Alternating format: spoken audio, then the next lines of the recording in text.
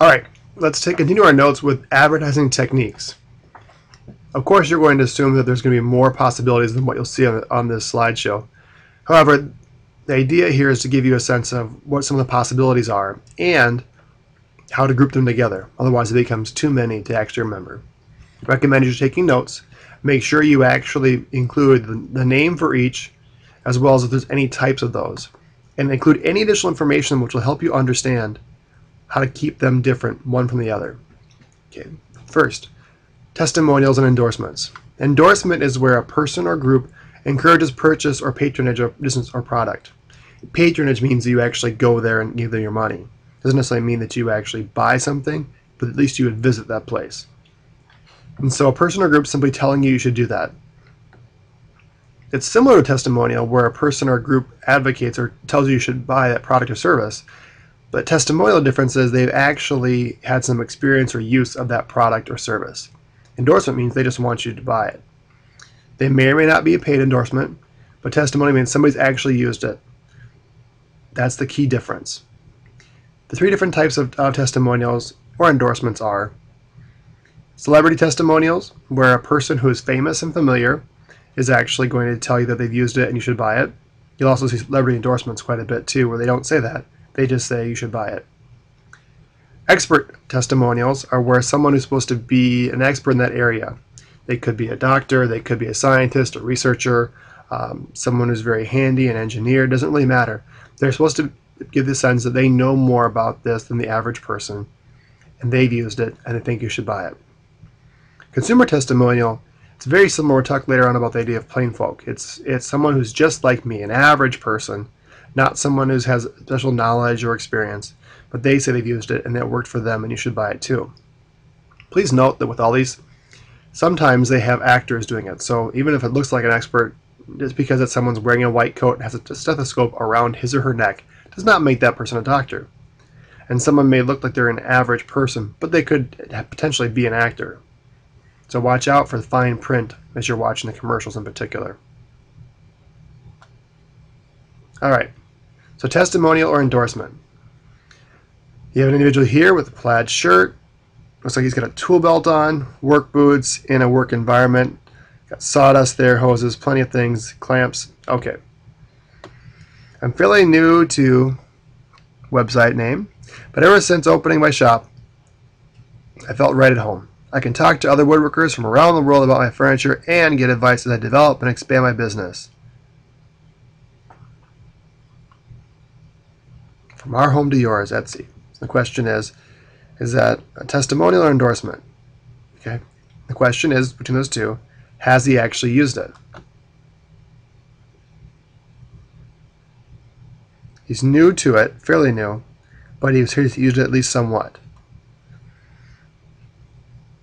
Shane Victorino, I didn't outgrow my ADHD, that's why I'm telling my story. Okay, testimonial or endorsement. So there's a place to go look at that. The idea here is your ADHD, own it.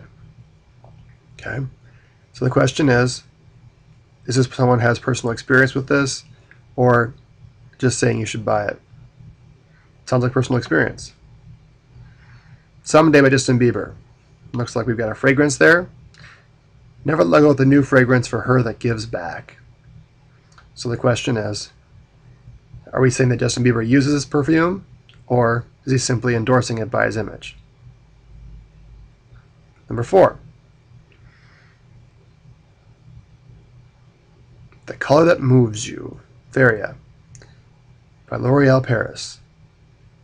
Okay, is this person actually using it, or is this person's image there intended to get you to say you should buy it too? Number 5, lower price. By taking Paractol and having a radical diet change, I began losing weight at the rate of 6 pounds a week. Losing weight has given me much more confidence. For the first time in years, I'm taking interest in clothes. I can go to a shop. I know they'll have clothes that fit me. And of course, you have a chance to visit their website, kind of cut off by the bottom of the screen here. Okay. So those examples, again, remember that when someone is actually saying they use the product and saying you should buy it too, it makes a difference. Celebrities just in there doesn't necessarily make it celebrity testimonial unless they're telling you they've used it too and you should buy it. All right, let's move on to some more techniques here. Notice we have the word appeals again, and that for some it's going to be confusing because we're using the word twice. In this case here, though, this is a particular technique, not a way we actually persuade. So an appeal as a technique is when we use a particular idea to make us want something. Different types of appeals. Eye appeal. So the way we looked at something, it looks appetizing, especially for food. It makes us feel hungry. Later on we'll talk about what they actually use to make those foods look so good, either in a commercial or on the front of a cereal box. Youth appeal. The idea that feeling younger is actually better, whether it's healthier, more vibrant, more energetic, more enjoyable. Youth appeal. Sex appeal. It's trying to focus on the idea of attractive and appealing in that sense. It's not necessarily focusing on the idea of anything physical or lust. It's focusing primarily on the idea that this is attractive and appealing, and someone else, regardless of gender, someone else is going to find you attractive if you have this, if you wear this, if you use this. Snob appeal. It's about being elite. Things that are luxurious, that make you better than everybody else. So snob appeal makes us feel better than others by having what they, whoever they are, don't. But the average person doesn't. One way to think about snob appeal too shortly is it's kind of the opposite of plain folk. It's supposed to make you feel different. Think about luxury vehicles and cars. Think about when they advertise cruises, how they're showing you those quite expensive suites with a huge balcony and lots of open space that only have a few of those suites per cruise ship. Wordplay. This is where it's about the words that are used as in text as opposed to images. So specific words or phrases are used to make us desire that product or service. Some options. Special offer. Words like sale, buy one, get one, 5 for $5 for a limited time. The idea is that it's time bound. This is something special. It might, buy one, get one isn't really buy one, get one free. It's when you buy two, you get them both for 50% off. It's the same amount, but it's not really buy one, get one free. Something new, especially the word new is used. The impression here is that new is old, good is bad. New does not necessarily mean better. It just means new. It could be a new coat of paint, new packaging, but not everything inside hasn't changed at all. Tech talk. Technobabble. We may not necessarily understand it, but it's considered a good thing, especially if there's more of it. If there's more numbers attached to the size of the memory of a computer or the speed of the processor. Does everyone really know the difference between a 4G, 3G, or even a 5G LTE network? Not necessarily. Glittering generalities. They're specific words that avoid using any specific details. Things like improved, or vastly improved, or 100% better. Well, what does that even mean? Statistics. Numbers are used to skew perception. They throw you off. The numbers don't lie, but people do. Things like, well, if it's 4 out of 5 dentists recommend Trident for their patients who chew gum, did they only ask 5 dentists? Or did they ask a lot more than that? And is that all the people they asked, or they just take a portion of the people they ask those questions? Other things, especially nowadays, are symbols. Words, images, or logos that associate with ideas. You don't need to explain them. You see the brand, and that's enough. Once upon a time, it was a lot in terms of clothing. Nowadays, think in terms of technology. You see the logo for a particular product, especially technology, whether it be the Apple icon or anything else, you know what you're looking at, and that sells itself. Alright, are we looking at appeals or word plays? So, iPhone 6, bigger than better. Bigger than bigger. So we have that one here, looking at it. The iPhone itself, you could argue that's a symbol, and then bigger than bigger. What does that even mean? Kind of generic wordplay-ish there. No text here on this one, but you have the Target logo several times over, the color scheme, and a recognizable figure. 31% of women are aware that cardiovascular disease is a leading cause of death in the U.S. Now you're one of them. Okay, what does that mean? And even then, if you read into it, what's happening behind here? Is that considered a heartbeat?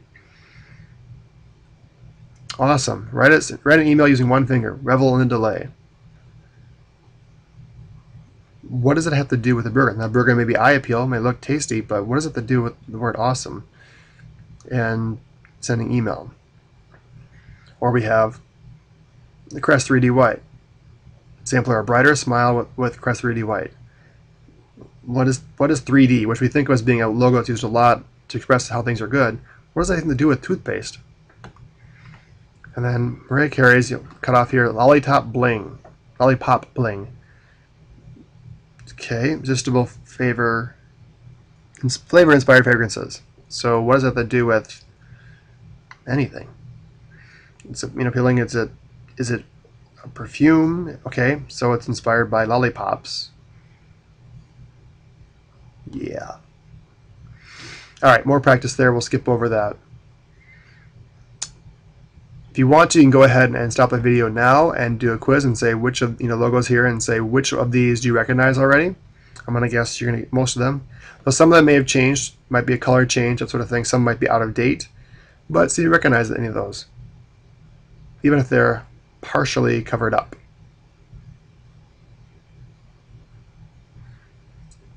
All right, advertising techniques continued on. The big picture. These are techniques used to connect us to others.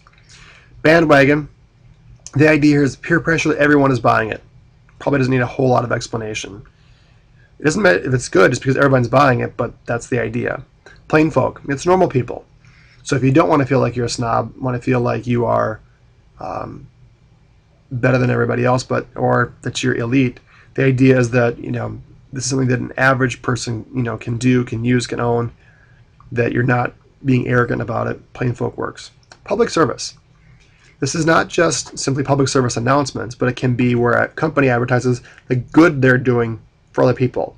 A lot of times nowadays you'll see where companies will do things to advertise or inform their potential audience or consumers that they're doing humanitarian projects. They're helping provide things to disaster relief areas, to areas that have major health needs or illness outbreaks, areas that need clean water, that they're doing things to help veterans returning home from active service and their families, those kind of things. Feelings. Not shockingly, these are going to be things that are using the appeal to emotion, but in particular fear. If you don't do this, look out. What kind of advertisements do you think of where they're trying to make you afraid, saying if you don't buy this, don't use this, don't have this, you're in danger, you or your family? Happy family. It's because I love you. It's a good thing. Think about how all the different things that show families getting together at dinner time. Transfer. If we have a good time and we bought this, then if you buy this, you'll have a good time too. Not necessarily a logical conclusion, but the point is that if you have this, it makes sense. Most commonly, you'll see this coming up in the Super Bowl for alcohol. Magic. Poof. Everything is better. No explanation, no logic. Think cleaning products. That's a lot of information in a relatively short period of time. You might have to watch this video more than once to make sure you've got everything you need. But especially from here, we're going to start trying to identify more examples of these as we go along. Don't worry about understanding all of it right up front, but keep at it, and you'll find you're actually more familiar with this than you think. Some of the terms and labels are new, but you know a lot about advertising because you've been seeing it for as long as you can remember. Nice work today.